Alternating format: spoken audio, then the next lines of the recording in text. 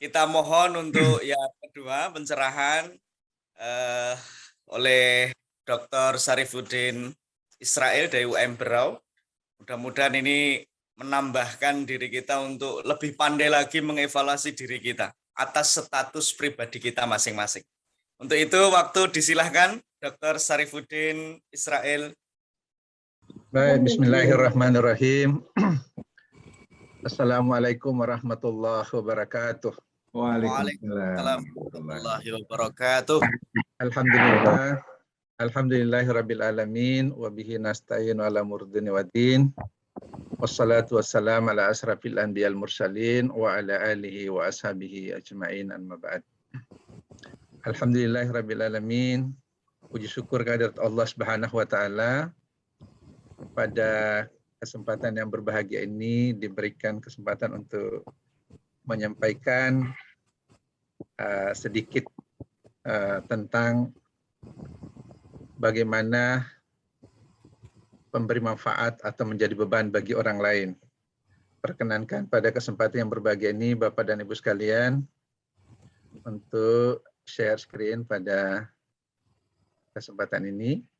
Baik Bapak dan Ibu sekalian yang saya hormati dan dirahmati Allah Subhanahu wa taala.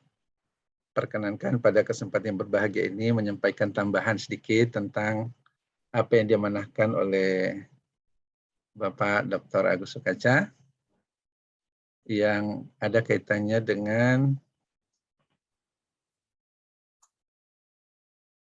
memberi manfaat atau menjadi beban bagi orang lain. Saya ingin memulai dengan ayat Al-Quran, potongan Al-Quran di dalam surah Al-Isra ayat 7. Bismillahirrahmanirrahim. In ahsantum li anfusikum wa in asa'tum falaha. Jadi ini adalah potongan ayat.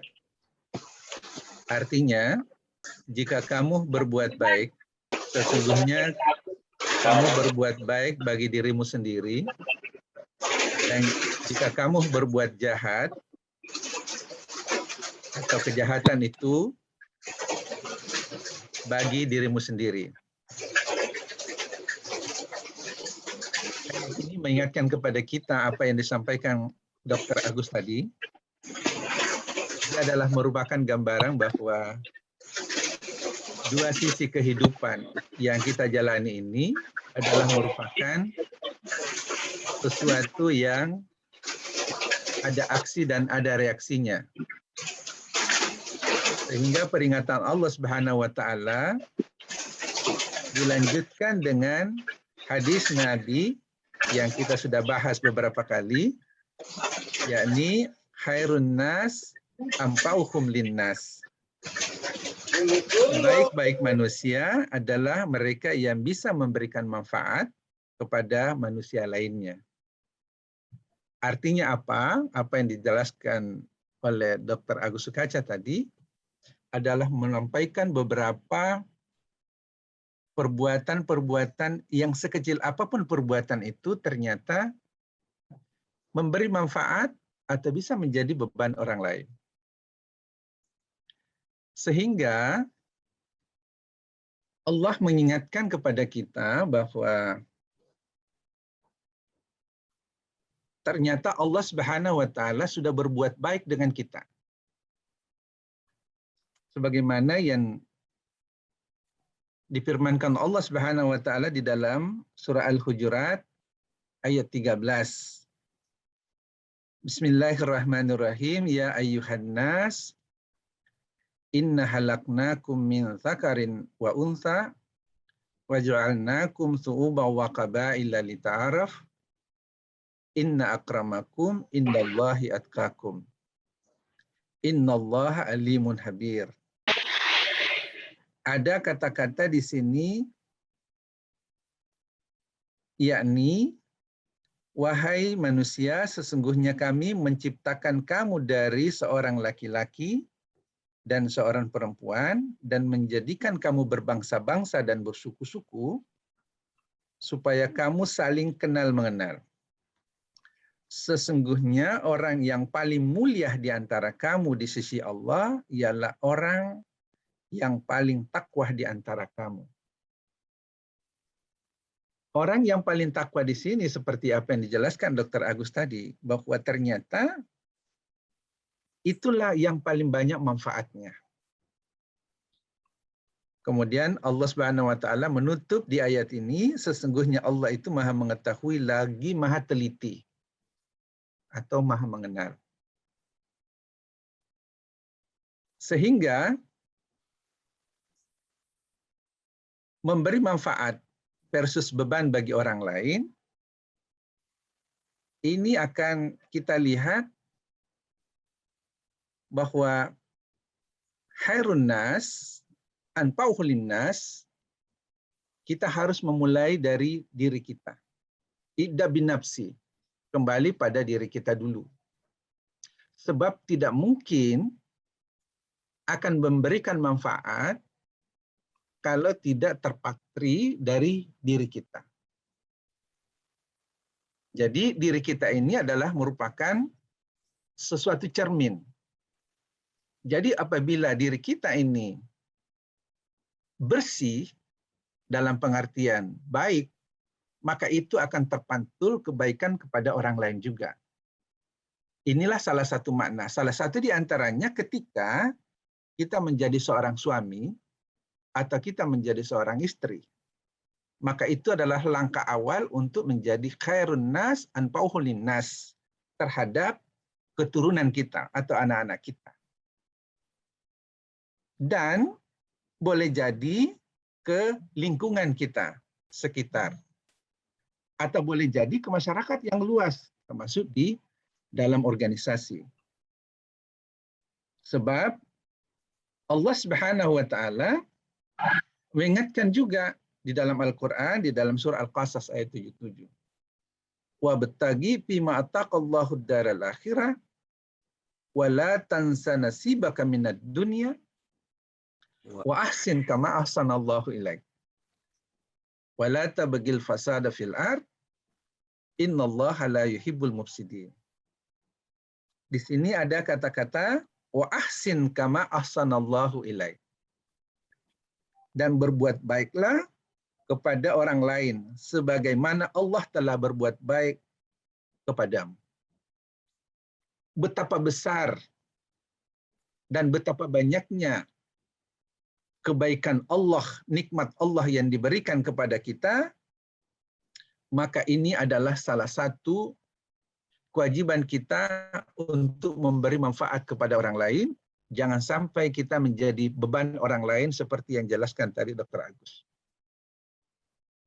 Tiada lain dia tidak bukan adalah menjadikan diri kita dan insya Allah pada orang lain, termasuk di keluarga kita, lingkungan kita, masyarakat kita, adalah menjadi saleh yang pribadi maupun saleh sosial.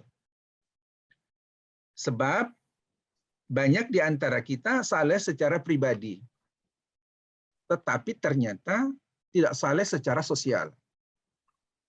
Yang diharapkan di dalam Islam ini adalah saleh secara pribadi, insya Allah saleh secara sosial. Sebab apa? Ini adalah membuktikan bahwa Allah Subhanahu wa taala wa ahsin kama ahsanallahu ilaik.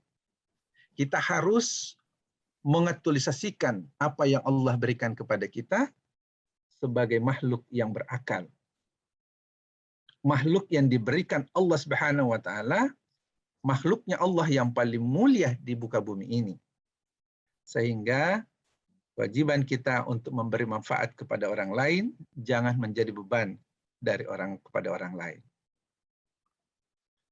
Berikutnya adalah ini adalah merupakan catatan buat kita bahwa di dalam kita melaksanakan aktivitas, dan ayat ini sering kita baca di dalam salat maupun aktivitas yang lain di dalam berdakwah. Tentunya ini adalah potongan ayat di dalam Al-Quran surah As-Sam, surah 91 ayat 5-10. Was-sama'i wa ma banaha wal ardi wa ma tahaha wa nafsi wa ma sawwaha. Ada kata-kata fa'alhamaha fujuraha wa taqwaha. Maka Allah mengilhamkan kepada jiwa itu jalan kejahatan dan ketakwaan. Di dalam kehidupan ini, Bapak dan Ibu sekalian, ada dua jalan yang senantiasa ada di tengah-tengah kita. Baik di dalam diri pribadi kita, keluarga kita, di organisasi, bangsa dan negara, dan seterusnya adalah fujuraha wa taqwaha. Status diri kita apa memberi manfaat atau menjadi beban. Sebab bagaimanapun juga kita harus mempunyai semangat yang ikhlas dan mempunyai kewajiban untuk selalu memberi manfaat kepada orang lain. Bapak dan Ibu sekalian, khairun nas anfa'uhum linnas. Tujuan utamanya adalah membina dan menumbuh kembangkan potensi dasar manusia dalam rangka agar manusia mampu mengkonstruksi dirinya secara luas sehingga mampu membangun dirinya, keluarga, masyarakat sesuai dengan apa yang diinginkan Allah Subhanahu wa taala. Salah satu yang kita kembangkan di dalam memberi manfaat dan menghindar dari memberi beban adalah aktualisasi diri kita untuk memberikan pengetahuan seperti Dr. Agus Sukaca tadi menyampaikan, di antara kita ada dosen, ada guru, ada dokter, alhamdulillah selalu menggunakan memberi pengetahuan kepada siapa di antara kita, para hamba-hamba Allah yang membutuhkan. Dalam rangka apa? Memberikan ilmu untuk di kepala. Kemudian yang kedua adalah memperbaiki sikap. Inilah yang lebih banyak diterangkan Dr. Agus tadi, bagaimana kalbu kita, hati kita untuk bisa membedakan mana yang pujur, mana yang ketakwaan. Kemudian ditadaburi atau mudawamah, membiasakan. Sebab sesuatu kebaikan apabila kita tidak membiasakan, maka itu akan menjadi kaku. Tapi insya Allah sesuatu yang baik ketika dibiasakan akan menjadi terbiasa dan insya Allah menjadi perilaku kita di dalam keseharian. Dalam rangka apa?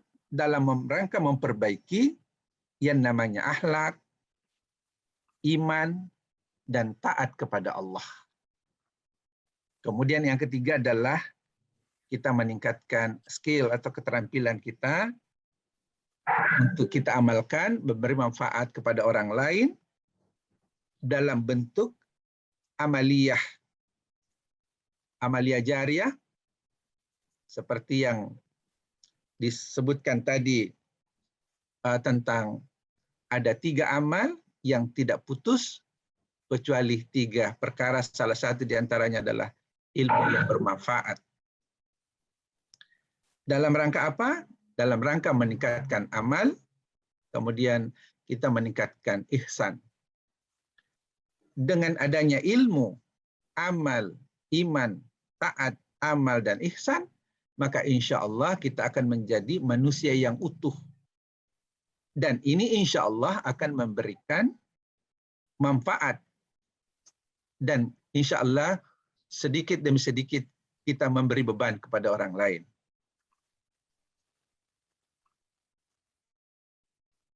Berikutnya adalah 2 sifat manusia yang dominan menurut Allah Subhanahu wa taala di dalam surah Al-Ma'arij. Bismillahirrahmanirrahim. Innal insana khuliqa halu'a. Sesungguhnya manusia itu diciptakan oleh Allah selalu bersifat keluh kesah. Kalau hujan deras, dia mengatakan hujan deras. Kalau panas, panasnya hari ini luar biasa. Selalu berkeluh kesah. Kenapa? Karena Allah tahu persis, karena Allah yang menciptakan kita. Kemudian Allah melanjutkan pada ayat ke-20. Idza massahu sarrul jasu'a. apabila ia ditimpa kesusahan, ia tambah berkeluh kesah, bertambah-tambah keluh kesahnya. Dan alhamdulillah kita ini adalah mantan-mantan pelaku yang suka berkeluh kesah. Kemudian pada ayat 21 Allah menambahkan wa idza massahu khairul manu'a, apabila diberikan atau mendapatkan suatu kebahagiaan, kebaikan, kekayaan, ia adalah manu'a, kikir.